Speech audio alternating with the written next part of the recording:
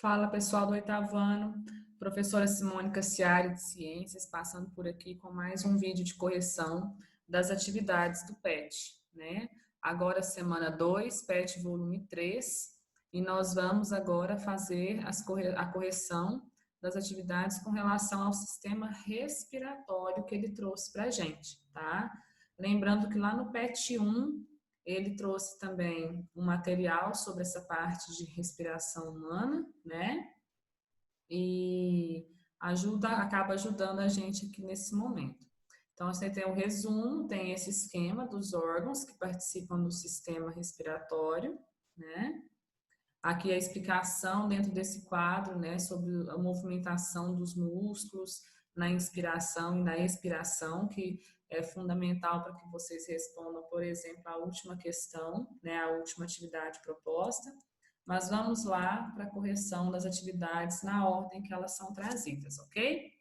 A número 1. Qual a função do sistema respiratório?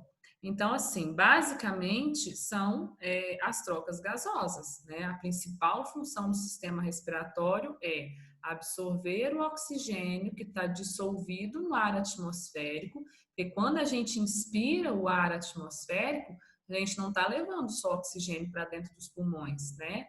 Nós levamos todos os outros gases, alguns poluentes, poeira, né?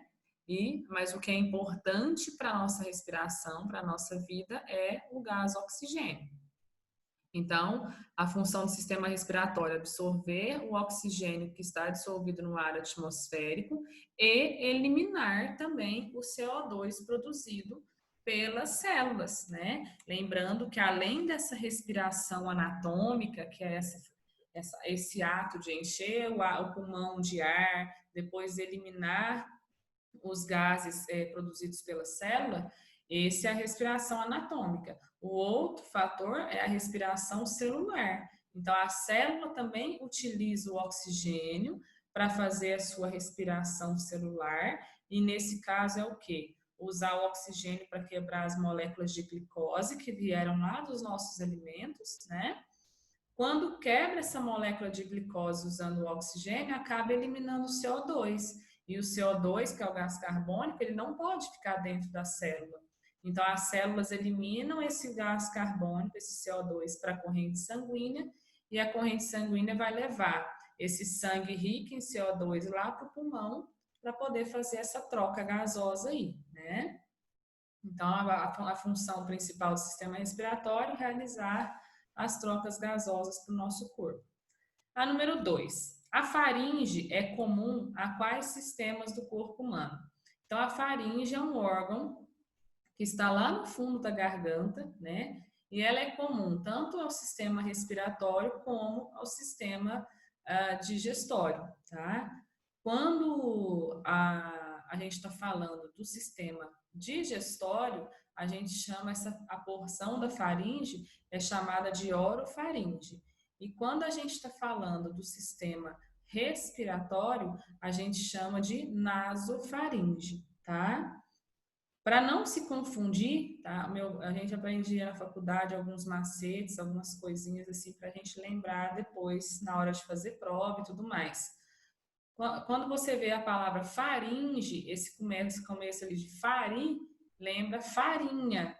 Então, lembrar que ele também, a faringe também vai fazer a passagem dos alimentos, né? Relacionado aí com a farinha, certo?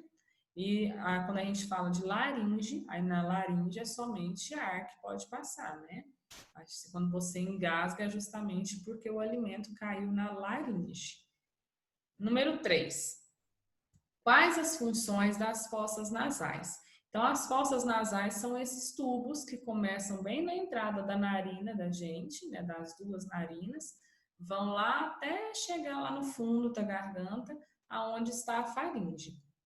As fossas nasais têm duas funções principais. A primeira, filtrar o ar atmosférico, né, através desses pelinhos que a gente tem dentro das narinas e através do muco, né, que é o que a gente chama de catarro. Na verdade, é uma substância que bem pegajosa, produzida pelas células das fossas nasais, para ir eliminado dentro desse tubo. E esse muco, esse catarro, ajuda a segurar partículas maiores de poeira, de poluentes que tem no ar atmosférico.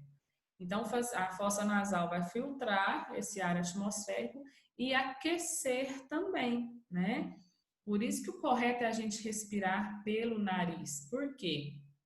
Quando o ar atmosférico está muito frio, por exemplo, ele precisa ser aquecido para chegar lá dentro do sistema respiratório, dos pulmões e ter uma qualidade legal para poder fazer as trocas gasosas.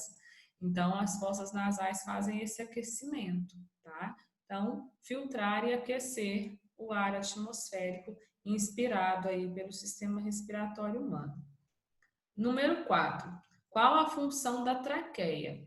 A traqueia é esse tubo que a gente tem aqui no pescoço, né? Se você passar o dedo assim na frente, você consegue sentir até os anéis de cartilagem, né?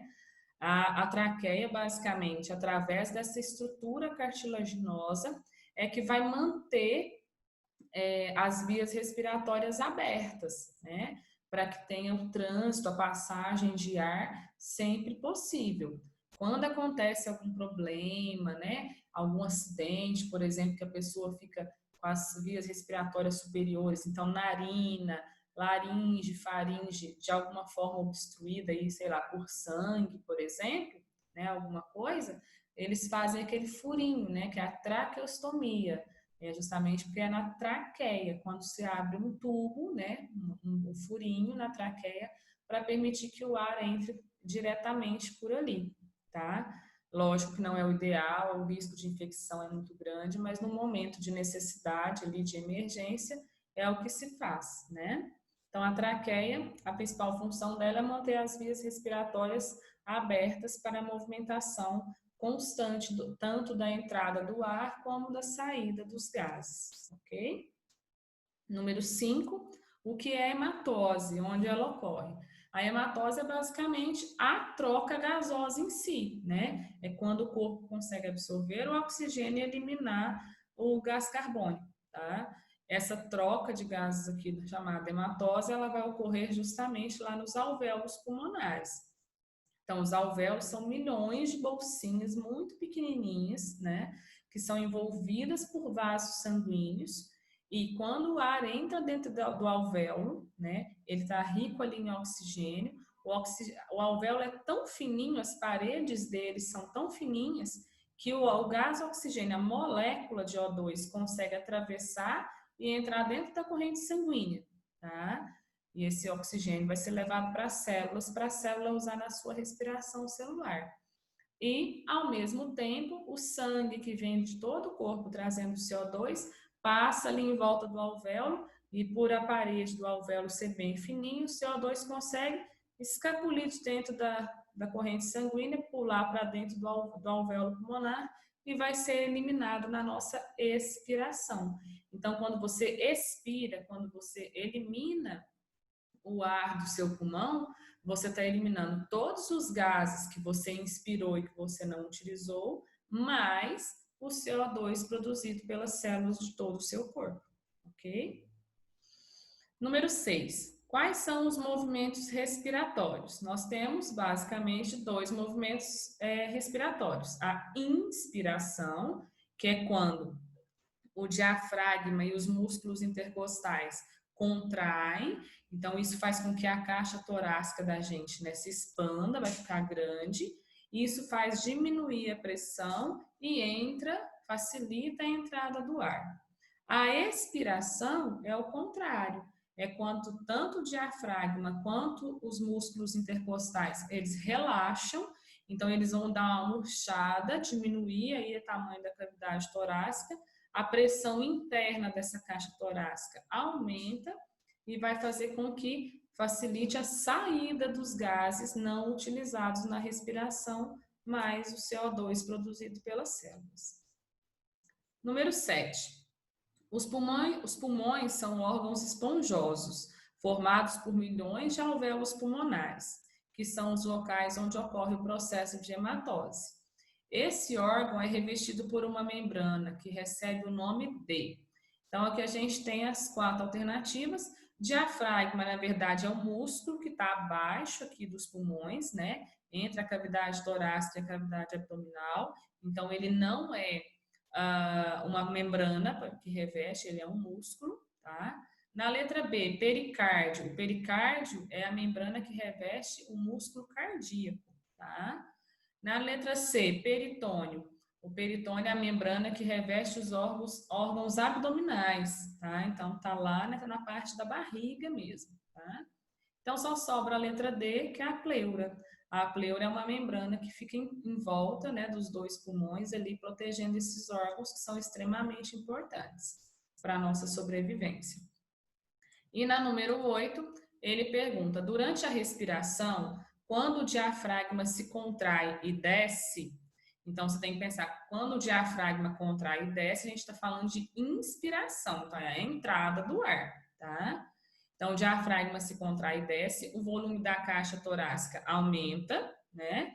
E por conseguinte a pressão intrapulmonar. Então, assim, quando você tem um movimento de inspiração, o certo é a pressão interna diminuir para facilitar a entrada de ar.